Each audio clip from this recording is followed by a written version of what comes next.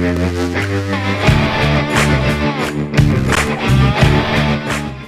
those cases where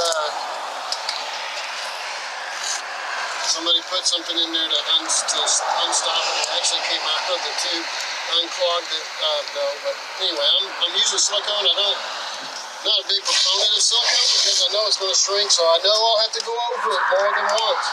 So I suggest you do the same. Check it more than once. In this case, we have a rain collar. I'm using a Ryobi battery power. It kind of spoils you. Caulking gun. I'm not getting paid by Ryobi. Just telling you. Works real good.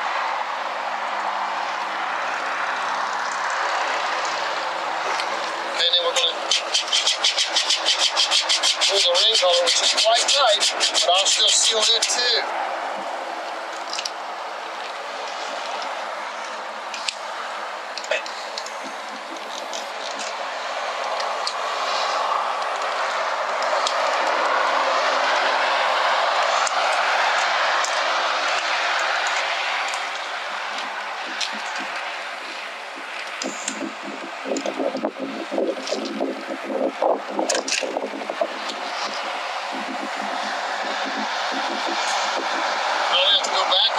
Because it'll shrink up.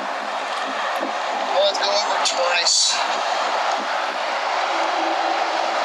So if you do silicone, get ready to do it again and again. That's why I don't do it on these anymore, because I just couldn't get it to stop shrinking and making holes. Every time I put another layer on, it would shrink up in this big an area.